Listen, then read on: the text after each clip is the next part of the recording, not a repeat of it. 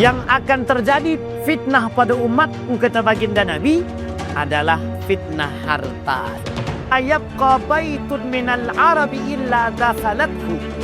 Fitnah itu akan masuk ke rumah orang-orang Arab. Ini akan kita jabarkan sedikit. Dan ada yang paling parah, fitnah yang besar. Fitnah wanita yang masuk dalam itu sekali. Merusak tatanan semua.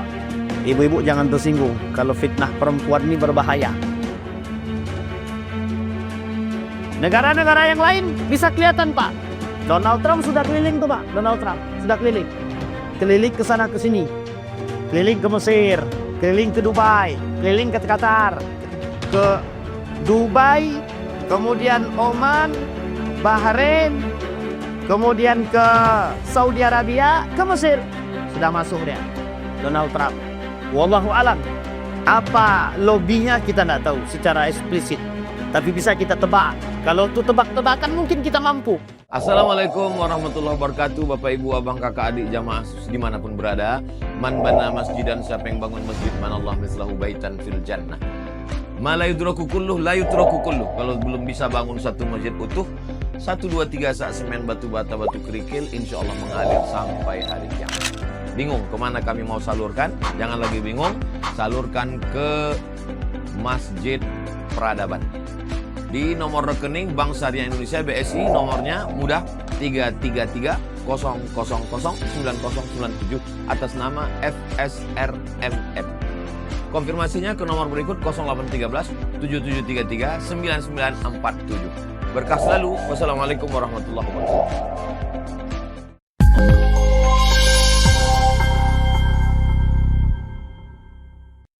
Kita malam hari ini kita ngambil dari satu buku Fiqhus Salaf fil Fitan, At-Tariqah Al-Ilmiyah Al-Amaliyah, Al-Manhaj As-Salafus Salih fi At-Ta'amul Ma'al Fitan. Malam hari ini kita akan mengambil dari buku, materi dari buku fikihnya para ulama-ulama salaf tentang persoalan-persoalan fitnah yang terjadi di akhir zaman. Dalam satu hadis baginda Nabi Muhammad sallallahu alaihi wasallam, dukhulul fitan buyutal arabi. Dukhulul fitani buyutal arabi. An Auf bin Malik radhiyallahu anhu qala ataitu an-nabi sallallahu alaihi wasallam fi ghazwati Tabuk wa huwa fi qubbati min Adam. Faqala u'dud baina yaday sa'ah. Aku mendatangi, kata Auf bin Malik, ataitu an-nabi sallallahu alaihi wasallam. Aku mendatangi baginda Nabi Muhammad sallallahu alaihi wasallam dalam perang Tabuk. Kemudian beliau berkata, faqala, baginda Nabi Muhammad sallallahu alaihi wasallam berkata, u'dud sittan baina yaday sa'ah. Persiapkanlah karena akan ada 6 perkara sebelum terjadi hari kiamat itu. Atau u'dun sittat baina yaday sa'ah. Ada 6 perkara yang menjadi tanda datangnya hari kiamat. Kata baginda Nabi Muhammad sallallahu alaihi wasallam, yang pertama mauti. Mauti, kata Nabi. Matinya baginda Nabi atau meninggalnya baginda Nabi Muhammad atau wafatnya baginda Nabi Muhammad sallallahu alaihi wasallam menjadi tanda datangnya hari kiamat, atau lebih tepat disebut dengan tanda akhir zaman. Karena baginda Nabi Muhammad sallallahu alaihi wasallam sendiri disebut dengan akhirul anbiya karena memang tak ada nabi setelahnya menjadi akhir zaman, kata para ulama. Akhirnya Nabi itu menjadi akhirnya zaman. Karena setiap ada zaman, ada Nabi dia. Kita mulai dari Nabi Adam. Manusia pertama, peradaban pertama. Ada Nabi dia, namanya Adam. Maka terus berjalan sampai pada masanya. Kata baginda Nabi, akhirul anbiya. Nabi adalah Nabi terakhir. Menjadi salah satu tanda bahwa akhir zaman. Akhirnya zaman. Kata Nabi, mauti. Dalam kitab Armageddon dikatakan meninggalnya Nabi atau wafatnya Nabi itu menjadi salah satu tanda kiamat kecil. Atau tanda-tanda datangnya hari kiamat, tanda-tanda kecil akan datangnya hari kiamat. Meninggalnya baginda Nabi Muhammad SAW atau wafatnya. Yang kedua, thumma fathu baitil maqdis. Nah, ini dia. Yang kedua kata Nabi, fathu baitil maqdis. Pembebasan Baitul Maqdis. Ini tak bisa lepas dari ayat Al-Quran. Karena dalam Al-Quran penaklukan Baitul Maqdis ini akan terjadi dalam dua penaklukan yang besar. Yang pertama terjadi pada masa Umar bin Khattab, awalu iftitahi Baitul Maqdis. Umar bin Khattab manusia pertama pembuka jalan terhadap Baitul Maqdis. Itu Umar bin Khattab. Maka setelah itu dilanjutkan oleh selanjutnya siapa namanya? Salahuddin Al-Ayyubi. Yang kedua, tapi pada yang kedua ini adalah pembebasan penaklukan Baitul Maqdis dalam skala besar. Yang oleh para ulama kata, inilah penaklukan yang pertama dalam sejarah Baitul Maqdis secara besar-besaran. Sehingga terjadi perang salib setelahnya itu. Ada perang salib dan dampak daripada perbuatan tersebut. Baitul Maqdis. Kemudian kata para ulama di dalam Al-Quran kan ada dua kali. Dua kali kejadian besar itu yang terjadi terhadap Baitul Maqdis. Penaklukan pertama sudah dilakukan Muhammad Salahuddin Al-Ayyubi. Maka yang kedua akan datang panji-panji setelahnya untuk menaklukkan kota Baitul Maqdis itu, Yerusalem, Palestina. Dalam skala hari ini yang sangat besar. Bahkan lebih besar lagi daripada yang sebelumnya. Kalau kita lihat sejarah pada masa Salahuddin Al-Ayyubi, oleh sebagian kalangan termasuk dari kelompok Syiah ada yang mencaci maki daripada Salahuddin Al-Ayyubi. Mereka caci maki Salahuddin Al-Ayyubi karena mereka mengatakan bahwa Al-Ayyubi telah mengambil tempat tinggal kami. Termasuk kaum-kaum Yahudi yang mencaci maki. Yang kedua, kata para ulama, yang sekarang sedang berjalan persoalan Baitul Maqdis, Masjidil Aqsa, Palestina, Yerusalem hari ini. Apakah sekarang itu sudah fathu Baitul Maqdis? Belum. Sedang berjalan. Sedang berjalan. Nanti pada ada hadis selanjutnya yang sangat populer untuk kita sampaikan. Sedang berjalan penaklukan kota Baitul Maqdis hari ini. Yerusalem hari ini. Palestina hari ini. Gaza hari ini. Kenapa kita katakan sedang terjadinya penaklukan? Karena hari ini kita melihat banyak sekali yang kita saksikan baik melalui media sosial, baik bersifat video maupun berita dari media cetak atau media online, kita temukan apa yang terjadi dengan kasus Baitul Maqdis hari ini. Mungkin sekarang mulai sedikit tak nampak atau mulai redup kasus Palestina, tapi ingat, uniknya di tengah perperangan Israel dengan jiran, Israel masih sempat membumi hanguskan Gaza. Di tengah perperangan Israel dengan Iran atau Iran membumi hanguskan Israel, Israel masih sempat meluluh lantakkan Gaza. Jangan salah Pak, di tengah perperangan mereka, jadi dua sekaligus yang dihadapi Israel itu. Iran satu, Gaza satu. Itu yang kedua itu. Jadi dua-duanya main hari itu. Tapi yang kita lihat, yang heboh sekarang itu persoalan Israel dengan Iran. Tapi lupa dengan Israel dengan Gaza itu.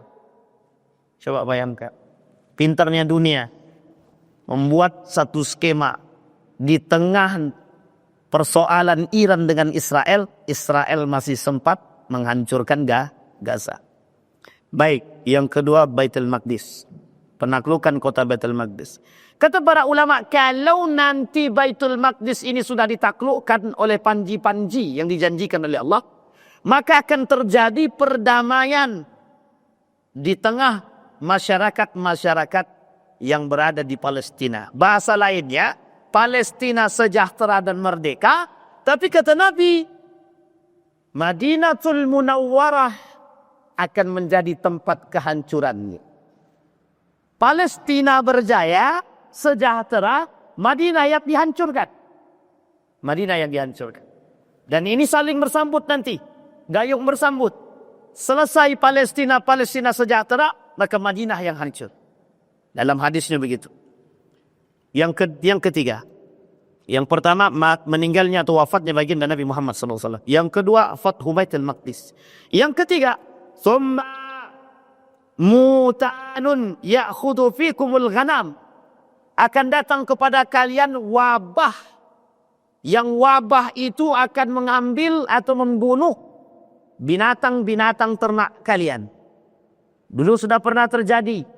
Pada masa Umar bin Al-Khattab sudah pernah terjadi, dan beberapa periode sudah pernah terjadi wabah-wabah seperti ini. Bahkan sempat dikatakan dalam hadis yang lain tentang ta'un. Bahkan kita pernah mengalami wabah yang sangat cukup menyakitkan. Terlepas dari atau dibalik daripada skenario yang dibuat dan lain sebagainya, terlepas daripada itu semua. Tapi kita pernah merasakan ketakutan dan kegentingan yang dibuat. Atau meskipun bukan dibuat atau wabah benaran, terserah orang mau bilang apa. Tapi kita nampak 2 tahun lebih wabah itu menyerang negara Republik Indonesia secara khusus, umumnya seluruh negara. Hati-hati, siapa tahu setelah ini akan datang pula wabah yang lain kan. Nah, ini yang kita takutkan. Mudah-mudahan tidak ada lagi wabah-wabah yang lain. Itu mutad, wabah selanjutnya. Nah, akan mengambil ghanam, akan mengambil binatang-binatang ternak kalian, membunuh binatang-binatang ternak, seperti penyakit flu buruk yang bisa membunuh hewan-hewan ternak. Kemudian kata Nabi, "Summa istafadatul mali hatta yu'tir rajul 100 dinar fayadhillu sakhitadu." Akan terjadi fitnah al-amwal, harta melimpah di tengah manusia. Orang-orang bersedekah, semua bersedekah. Akan banyak fitnah ini akan datang kepada mereka. Semua memiliki kekayaan yang melimpah. Sulit mencari manusia yang miskin. Ini akan datang pada masanya. Sehingga ketika itu fitnah harta ini menjadi satu hal. Di dalam hadis yang lain dikatakan oleh baginda Nabi Muhammad SAW. Kata baginda Nabi Muhammad SAW, "Sami'tu Rasulullah SAW yaqul," dari Ka'ab bin Iyad, "Inna likulli ummatin fitnatan." Setiap umat ini punya fitnah. Wa inna fitnata ummati al-mal. Yang akan terjadi fitnah pada umatku, kata baginda Nabi, adalah fitnah harta. Nah, sekarang kan nampak tuh fitnah hartanya, Pak. Ini tak perlu kita jabarkan, sebenarnya sudah tahu semua. Orang berkelahi karena duit, orang berkelahi karena kekuasaan, orang berkelahi karena jabatan, orang saling bunuh-bunuhan karena duit, dan lain sebagainya. Karena duit 2.000 bisa saling bunuh. Persoalan. Ya karena memang duit penting. Manusia hari ini berpikir tentang itu. Bahkan kata Nabi, Tuhan mereka, agama mereka, wadinuhum dananiruhum. Kata Nabi, kelak yang menjadi agama mereka itu bukan Islam. Mereka tak merujuk pada nilai-nilai agama Islam. Tapi agama mereka adalah harta, dinar, dirham. Bahkan kata Nabi, kemuliaan syarafuhum mata'ubuhum. Kemuliaan mereka terletak pada harta benda mereka. Harta yang mereka miliki. Semakin kaya mereka, semakin mulia manusia. Semakin miskin dia, semakin terhina dia. Nah, hari ini kita temukan, Mbak. Manusia-manusia tak berduit sangat terhina hari ini, Mbak. Tolak ukur manusia hari ini kekuasaan. Tolak ukur manusia hari ini adalah harta benda. Kata Nabi, wa fitnati ummati. Wa inna fitnata ummati al-mu'abwal. Sesungguhnya fitnah umatku, kata Nabi, adalah harta. Nah, coba bayangkan. Nanti terjadi pertikaian antara si A dan si B. Harta warisan. Itu paling banyak kalau Bapak Ibu pengen tengok orang betul-betul berkelahi karena harta. tengoklah persoalan warisan. Ada bapak-bapak nelpon saya, sampai sekarang kayaknya tak tahu tak ada selesai atau belum itu. Kami Ustaz, alhamdulillah, ada adik kami ini tak ditegurnya kami sampai hari ini. Sudah 7 tahun Ustaz, kami tak ditegurnya. Ternyata persoalan harta warisan. Nah, coba bayangkan. Itu adik-beradik kandung itu. Itu tak seberapa. Ada ibu yang dimasukkan ke dalam penjara oleh anak hanya karena harta warisan. Coba bayangkan. Jadi jangan salah Pak. Maka memang iman ini menjadi tolak ukur penting bagi manusia. Buktinya orang tua kandung, ibu kandung yang melahirkan bisa dipenjara dan digugat di pengadilan hanya karena harta warisan. Terlepas salah dan betul ibu ini, terlepas salah dan betul. Kalau ibu kandung yang kita persoalkan sampai ke titik seperti itu, beradabkah dia sebagai seorang anak? Nah, itu pertanyaan besar. Tapi Pak Ustaz, kalau tidak kami beri pelajaran, seharusnya tidak begitu memberikan pelajaran. Justru itu menampakkan betapa bobroknya akhlak kita, betapa tidak baiknya iman kita. Sampai di sini bisa dipahami ya Bapak Ibu ya. Fitnah. Orang berkelahi karena harta banyak Pak. Kita ambil para penjual pesaing-pesaing. Samping jualan, di samping ini jualan jeruk. Di sampingnya juga jualan jeruk. Ini kalau tidak punya iman dua-duanya, ini bisa saling menghabisi kiri dan kanan ini Pak. Jangan kau beli di tempat dia jeruknya musuk-musuk. Coba karena hanya pendapatan Pak, hanya karena ingin mendapatkan keuntungan. Orang rela tuh Pak bertikam-tikaman hanya karena persoalan duit. Ini terjadi Pak kasus Pak. Di salah satu tempat seorang perempuan mengambil alih tempat parkiran karena sudah terjadi perubahan struktur pengambilan alih atau yang berkuasa terhadap lahan parkir tersebut. Besoknya perempuan itu dicekik sama orang yang penjaga sebelumnya. Coba bayangkan, hampir mau mati perempuannya, masuk rumah sakit langsung. Padahal mereka berdua masih ada hubungan famili. Nah, coba bayangkan. Hanya karena persoalan parkir. Tapi bukan parkirnya menjadi masalah, imannya yang tak ada. Kalau ada iman tak mungkin dia buat. Hinakah manusia tanpa uang? Kalau dia punya iman, Allah tidak akan menghinakan dia. Sekaya apapun manusia, kalau dia tidak beriman, Allah hinakan. Sekaya apapun dia. Ini fitnah. Maka kata Nabi, fitnatul mal. Baik. Kemudian, yang ke 1, 2, 3, 4. Sekarang yang kelima. Thumma fitnatun la yabqa baitun minal arabi illa dakhalathu. Fitnah itu akan masuk ke rumah orang-orang Arab. Nah, ini akan kita jabarkan sedikit. Kita rujuk kepada hadis yang lain. Kata Nabi, ada 5 hal sebelum datangnya hari kiamat. Yusaku an la taquma as-sa'ah hatta, kata Nabi. Tidak akan terjadi hari kiamat sampai muncul 5 perkara. Satu di antara 5 tersebut, nomor ketiga, zaharat al-fitan. Sampai muncul fitnah-fitnah. Sekarang kita gambarkan, apa fitnah tersebut? Banyak Pak. Fitnah-fitnah tersebut banyak. Fitnah perempuan, fitnah harta, fitnah kemudian anak, fitnah istri, fitnah suami, fitnah tetangga, dan fitnah-fitnah yang lain. Sekarang kita lihat apa yang dimaksud oleh Nabi dalam hadisnya. Hatta fitnatun dakhala ala baitil arabi. Fitnah itu akan masuk ke rumah orang-orang Arab. Kita lihat sekarang. Yang pertama fitnah yang masuk, yang kita sebut adalah fitnah musik.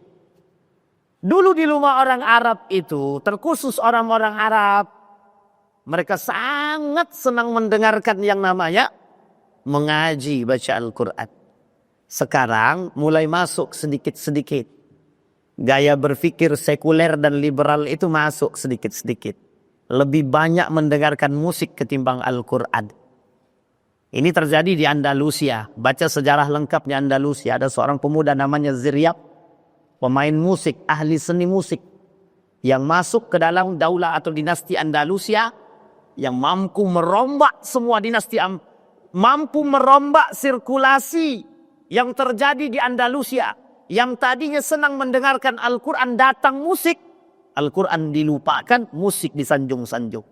Sekarang saya tanya, kejadian itu sama enggak di tempat kita sekarang? Nah, ini Bapak Ibu yang bisa jawab. Di rumah Bapak Ibu lebih sering mana yang Bapak Ibu putar? Musikkah atau ngaji kah atau Al-Quran kah? Kalau Al-Quran yang Bapak Ibu sering putar daripada musik, itu betapa senangnya hati. Orang-orang seperti ini orang-orang beruntung. Tapi yang kita khawatirkan adalah di rumah kita lebih senang kita dengarkan musik daripada yang lain. Tapi kalau selawat bagaimana Ustaz? Tergantung frekuensi. Tergantung pembagiannya, mana yang lebih banyak, Al-Quran atau selawat. Kan begitu. Tapi selawat kan bagus juga Pak. Bagus, selawat itu bagus. Tapi sebagus-bagusnya selawat lebih bagus baca Quran. Lebih bagus qiraatan Quran. Enak Ustaz. Dia ada musiknya, itu masalahnya.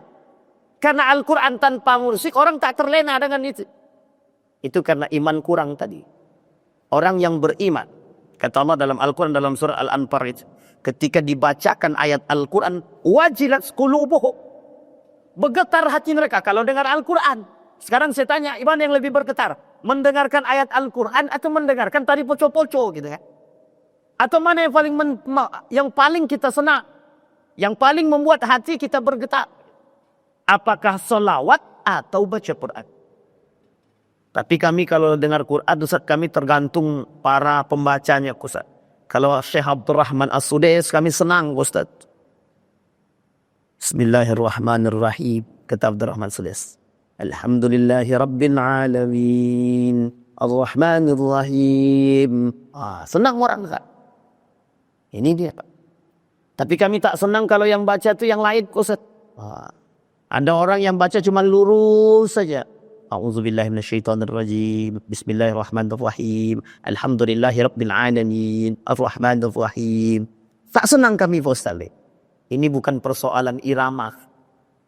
Nabi juga bilang dalam hadisnya, laisa minna man lam yataghadna fi qiraatil Quran. Bukan dari golongan kami siapa yang mengerti membaca Al-Quran dengan ilmu tajwid tapi dia tak pakai, kata Nabi. Bukan dari golongan kami siapa yang bisa membaca Al-Quran dengan fasih, dengan bagus, dengan irama yang baik tapi dia tak gunakan, kata Nabi. Laisa minna, kata Nabi. Hadisnya sahih. Jadi kalau kita bisa membaca Al-Quran dengan baik, silahkan dipakai. Nah, nanti fitnah ini muncul. Musik menjadi fitnah di tengah umat manusia hari ini. Dan itu terbukti. Hari ini sudah terbukti. Bahkan uniknya di dalam urusan keagamaan itu musik tidak pernah lepas. Dalam urusan keagamaan, bahkan dalam urus keagamaan musik tidak lepas. Adanya sholawat dalam kajian, adanya orang-orang menyanyi dalam kajian, terserah, terlepas. Karena kita sekarang ini melihat prioritas. Apa yang saya katakan dengan prioritas? Mana yang kita prioritaskan dalam kajian itu? Mendengarkan pengajian atau mendengarkan sholawatan? Mendengarkan kajian atau mendengarkan musiknya? Itu yang menjadi prioritas kita sekarang. Tapi mengapa harus kajian itu diimbangi dengan musik gitu? Oh, ini adalah dakwah zaman modern. Mudah-mudahan niat karena Allah berdakwah. Tapi yang kita khawatirkan dari sekian banyak yang datang, mereka datang bukan untuk pengajian, tapi mungkin mereka datang hanya untuk melihat fans mereka yang datang. Itu yang kita takutkan. Na'udzubillah, summa na'udzubillah. Berapa banyak fans yang datang? Misal dia fans pada Roma Irama. Dalam kajian didatangkan Bang Roma. Orang sebenarnya mau dengar kajian atau mendengarkan Roma. Itu yang kita takutkan. Itu yang kita khawatirkan. Sehingga mohon maaf. Kita bukan mendengarkan kajian, tapi justru kita ngefans sama orang yang didatangi. Ini yang kita takutkan, Pak. Yang kita takutkan, yang sekarang ternyata ketakutan itu terjadi. Nabi mengkhawatirkan keadaan tersebut. Itu yang pertama. Sekarang Bapak Ibu boleh lihat. Orang-orang Arab hari ini senang hiburan, Pak. Dan senang mereka dengan musik. Senang mereka datang ke tempat-tempat yang ada musiknya.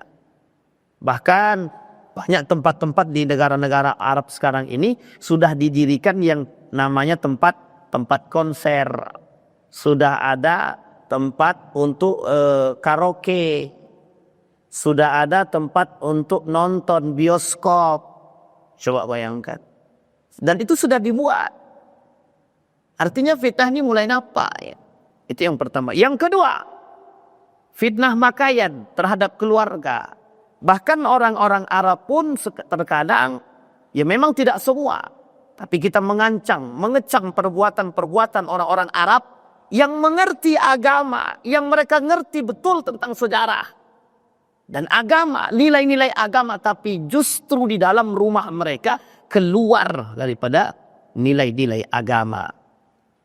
Orang-orang yang keluar tidak lagi menggunakan pakaian tertutup. Tapi mereka sudah berani membuka. Mereka tak pakai kerudu. Meskipun tertutup tapi tidak pakai kerudu. Tidak pakai jilbab. Mereka sudah bisa bercampur dan berbaur dengan laki-laki dan perempuan. Dengan alasan hak asasi manusia. Human right. Yang harus dijunjung tinggi. Artinya apa? Sekulerisme, liberalisme, gaya berpikir yang liberal, yang sekuler sudah tertanam dalam diri-diri mereka.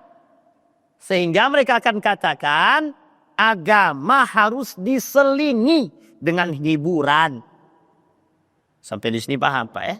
Agama harus diselingi dengan hiburan. Kalau cuma diselingi berarti proporsinya sedikit. Lebih banyak agama ketimbang hiburannya. Tapi sekarang terbalik. Bukan menyelingi. Al-Quran itu yang menjadi selingan sekarang. Jadi porsinya Al-Quran sedikit, porsinya hiburan lebih banyak. Itu yang terjadi. Maka hati-hati betul kita Bapak. Baik, itu yang kelima. Summa hudnatun takunu bainakum wa baina bani asfar. Faya'ziruna faya'tunakum tahta samanina ghayatan. Tahta kulla ghayatin 12,000. Summa hudnatun takunu bainakum wa baina bani asfar. Ini perlu penjelasan lebih. Tapi kita lihat kalimat hudnatun. Apa kata Nabi di sini? Makna hudnatun itu genjatan senjata. Akan terjadi genjatan-genjatan senjata. Sekarang bukan genjatan senjata. Mereka pengkhianat gitu. Selalu mengkhianati genjatan senjata. Bahkan dengan Palestina pada masanya, sebelum Ramadan terjadi genjatan senjata. Awal Ramadan mereka serang. Coba bayangkan. Jadi pengkhianatan Bani Israel itu selalu terjadi. Nah Bapak Ibu sekalian yang berbahagia, sekarang kita lihat satu-satu. Ketika baginda Nabi Muhammad SAW mengatakan dalam hadis tersebut, ada 6 setan kata Nabi, 6 yang menjadi persoalan sebelum datangnya hari kiamat. Yang pertama meninggalnya wafatnya baginda Nabi. Pertanyaan pertama, mengapa Nabi katakan wafatnya Nabi menjadi tanda datangnya hari kiamat? Satu, setelah wafatnya Nabi, perpecahan itu mulai tampak semua. Bibitnya mulai tampak dan terang kapan? Ketika pasca wafatnya Utsman bin Affan. Semua perpecahan itu muncul. Sampai nanti datang atau turunnya Imam Mahdi.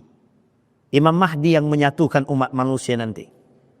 Imam Mahdi turun, menyatukan dan memberikan keadilan kepada manusia semua di muka bumi ini. Tapi tak lama, cuma 7-8 tahun. Setelahnya kembali masa lagi. Sampai turun Isa alaihissalam. Nabi Isa alaihissalam. Bapak Ibu sekalian yang berbahagia. Pasca wafat baginda Nabi Muhammad SAW. Di tempat Nabi palsu bergejolak. Setidaknya ada 3 Nabi palsu. Yang pertama Musailamah al-Kadzab. Yang mengaku jadi Nabi. Yang mengaku dapat wahyu. Karena kehebatannya dalam bersyair dengan bahasa Arab. Yang kedua, Tulaiha. Tulaiha mengaku menjadi nabi pasca perperangan yang dilakukan oleh Abu Bakar Siddiq dengan Musailamah al-Kadzab beserta istrinya. Yang ketiga, istri daripada Musailamah al-Kadzab.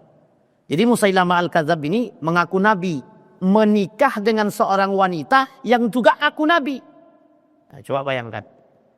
Itu Nabi baru wafat, itu belum lama Nabi wafat, coba bayangkan. Bahkan satu masa dengan kewafatan baginda Nabi Muhammad SAW.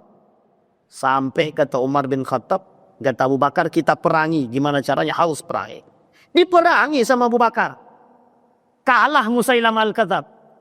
Kemudian istri Musailamah Al-Kadzab masuk kembali ke dalam Islam atau taubat. Bertaubat deh. Kembali menjadi muslimah yang baik. Yang kedua Tulaiha. Tulaiha mengaku jadi Nabi pasca perperangan Abu Bakar dengan Musailamah Al-Kadzab. Tulaiha ngaku Nabi. Diperangi lagi sama Abu Bakar. Waktu itu yang diperintahkan adalah Khalid bin Walid. Lari tunggang langgang, udah Pak. Tulaiha nih. Setelah lari, balik lagi, diperangi lagi. Sampai pada akhir yang ketiga dia bertobat. Tulaiha nih tobat deh. Nabi palsu. Nah setelah dia taubat, perang selanjutnya dilakukan oleh Abu Bakar. Orang-orang yang murtad, yang keluar daripada Islam. Orang-orang yang tidak mau membayar zakat. Orang-orang yang mengatakan bahwa zakat tidak wajib. Diperangi semua Abu Bakar. Artinya, dalam sejarah, pasca wafatnya baginda Nabi Muhammad SAW, semua mulai terpecah. Hanya saja, kondisi perpecahan ketika itu mampu diatasi oleh dua khalifah sekaligus. Abu Bakr Siddiq dan Umar bin Al-Khattab. Masih dapat kesepakatan semua para kaum muhajirin dan ansar yang mewakili semua umat muslim di dunia yang masuk Islam pada saat itu. Mewakili kesepakatan mereka terhadap pengangkatan Abu Bakr Siddiq. Tidak ada pertikaian yang lebih. Yang kedua, Umar bin Al-Khattab. Ketika Umar bin Khattab naik menjadi seorang khalifah, bukan tidak ada yang mau memecah belah umat, bukan tidak ada. Ada, cuman tak sanggup. Jumlah tak besar, kekuatan kecil, nyali ciut. Itu pada masanya. Sehingga Umar bin Khattab tidak berlawanan dengan sesama muslim. Sehingga ekspansi Umar bin Khattab menaklukkan Baitul Maqdis pada saat itu selesai dengan cara yang baik. Ini yang dilakukan. Ternyata mulai nampak goyang kepemimpinan Islam itu pada masa kepemimpinan Utsman ibn Affan. Wafat baginda Nabi, turun pada masa sahabat, disinilah Khalifah Utsman ibn Affan, 6 tahun kepemimpinan pertama disayang, 6 tahun terakhir menjadi cikal bakal fitnah yang tumbuh di kalangan umat muslim. Tuduhan demi tuduhan terdapat. Dibahas dalam kitab ini, wafatnya Utsman ibn Affan. Menjadi tuduhan terbesar, Pak. Yang mereka berikan kepada Utsman ibn Affan, muncul kelompok-kelompok yang tidak suka dengan Utsman ibn Affan karena kasus nepotisme menurut mereka yang dilakukan oleh Utsman ibn Affan. Ini tentang wafatnya Nabi. Sehingga ketika Nabi wafat, diprediksi oleh para ulama dalam hadis baginda Nabi Muhammad SAW, terjadi perpecahan yang besar. Umat muslim berkelahi dengan muslim, umat muslim berkelahi dengan sesama muslim, sampai berabad-abad. Sampai 4 periode. Dinasti Umayyah, dinasti Abbasiyah, Andalusia, Utsmaniyah. Keempat-empatnya, Pak. Runtuhnya keempat-empat kerajaan Islam ini masih banyak disebabkan karena urusan internal, bukan eksternal saja. Internal berarti siapa? Umat muslim itu sendiri. Pertanyaannya apa asbab yang paling besar? Asbab yang paling besar adalah masuknya paham sekuler, cinta terhadap dunia, cinta akan kekuasaan, cinta akan harta, dan ada yang paling parah, fitnah yang besar. Fitnah wanita yang masuk dalam itu sekali. Merusak tatanan semua. Makanya Bapak Ibu, ibu-ibu jangan tersinggung kalau fitnah perempuan ini berbahaya. Sampai Nabi bilang dalam hadisnya, apa kata Nabi dalam hadisnya? Kata Nabi, Masya Allah ini kata Nabi. Kata Nabi, inna dunya khulwatun khadirah, wa inna allaha mustakhlifakum Fiha fayanzur kaifa ta'malun. Fattaqun nara wattaqun nisa. Fa inna fitnata bani Israel kana fil nisa. Kata Nabi bilang, hati-hati dengan api neraka. Takutlah dengan api neraka. Dan takutlah kalian dengan fitnah perempuan. Fitnah wanita. Kenapa begitu? Karena ternyata fitnah wanita ini, itulah fitnah yang paling besar. Kata Nabi, adarru ala rijali minan nisa. Yang paling dikhawatirkan oleh Nabi fitnah itu terhadap laki-laki adalah perempuan. Coba bayangkan. Perempuan. Mungkin banyak harta masih bisa bertahan, Pak. Mungkin banyak memiliki kekuasaan masih bisa. Ketika ditawarkan jabatan masih bisa dia mungkin menolak.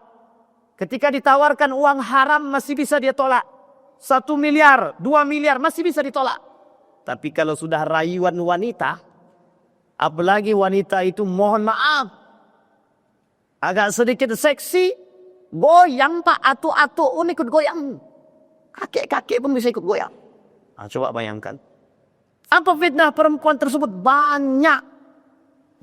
Fitnah pakaiannya, fitnah ucapannya, fitnah tipu dayanya. Iblis itu paling senang menghasut perempuan. Jadi iblis itu paling senang berubah wujud menjadi perempuan, menjadi tukang fitnah, tukang hasut. Nah, tapi bukan perempuan ya, perempuan yang beriman, yang solehah, insya Allah tidak. Nah, ini poin penting, Mak. Sehingga fitnah ini menjadi besar, sangat besar. Kata Nabi, wa adarru. Bahkan di dalam riwayat yang lain dikatakan, ma taraktu ba'di fitnatun akhwafa 'ala rijali minan nisa. Yang aku khawatirkan bukan persoalan rijal, laki-laki, tapi perempuan. Justru yang aku khawatirkan perempuan, kata Nabi. Kenapa? Karena fitnahnya lebih besar. Nah, jadi Bapak Ibu yang punya anak perempuan, jaga anak perempuannya Bapak Ibu. Jaga anak laki-laki dan anak perempuan yang jaga. Dijaga. Sulit Mak, sulit. Ini fitnah perempuan akhir zaman ini berat.